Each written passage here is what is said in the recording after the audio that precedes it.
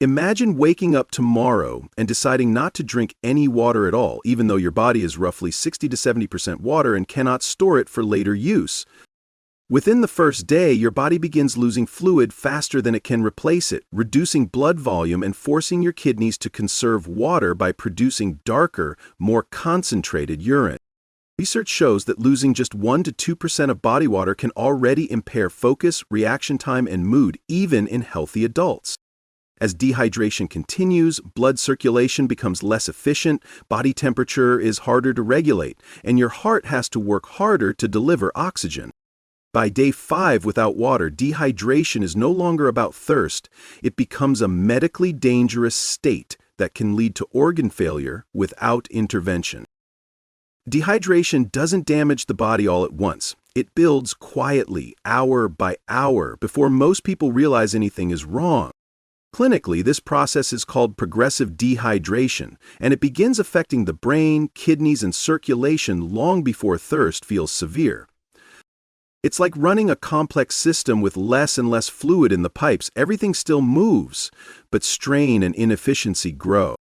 Early signs show up as fatigue, headaches, and mental fog, signals many people ignore or push through.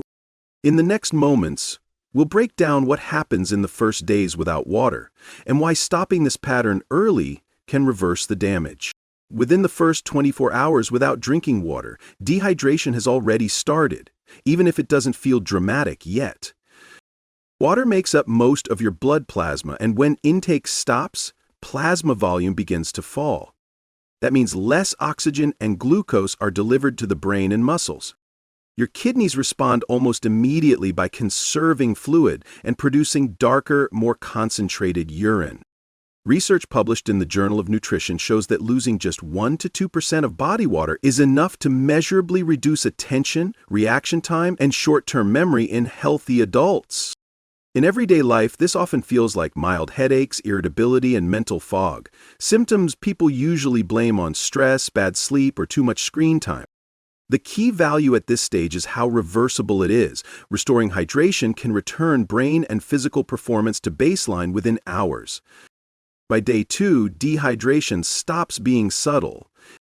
Your body now clearly recognizes that water is not coming in and shifts into conservation mode. Blood volume continues to decline, which lowers blood pressure and reduces circulation to tissues that aren't immediately essential for survival.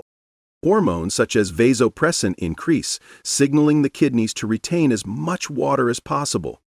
Studies in the American Journal of Physiology link reduced blood volume during dehydration to orthostatic hypotension, which explains why many people feel dizzy or lightheaded when standing up.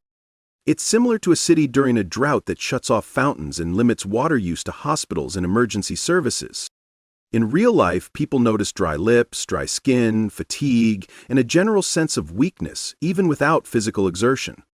The short-term value of hydration here is stability. Maintaining normal blood volume helps keep energy levels, circulation, and blood pressure steady throughout the day. By the third day, dehydration begins to affect systems that are harder to ignore, especially the brain and temperature regulation. Neurons depend on water to maintain electrical gradients and transmit signals efficiently. As hydration drops, communication between brain cells slows. At the same time, reduced sweat production limits the body's ability to cool itself, causing core temperature to rise. MRI studies have shown that acute dehydration can temporarily reduce brain volume, which correlates with impaired focus, slower information processing, and mood instability. Think of it like a computer running on limited power while overheating. It still functions, but performance drops and errors increase. People commonly report worsening brain fog, irritability, poor concentration, and feeling unusually hot or uncomfortable, even in mild environments.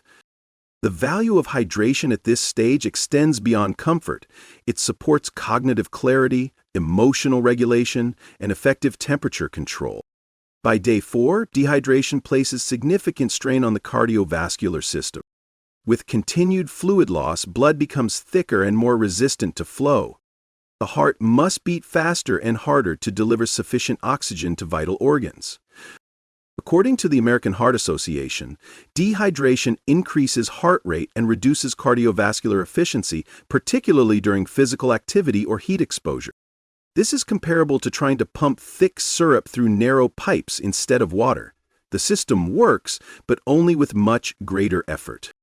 In real life, this may feel like a racing heartbeat, shortness of breath, persistent fatigue, and dizziness, even while resting. Over time, repeated episodes of dehydration can increase cardiovascular stress, especially in people with underlying heart conditions.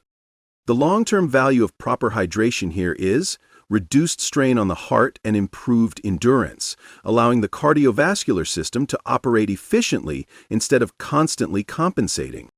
By the 5th day without water, dehydration becomes a medical emergency rather than a lifestyle issue. Electrolytes such as sodium and potassium fall out of balance, disrupting nerve impulses and muscle contractions. Toxins that are normally filtered and removed by the kidneys begin to accumulate because there is not enough fluid to support filtration.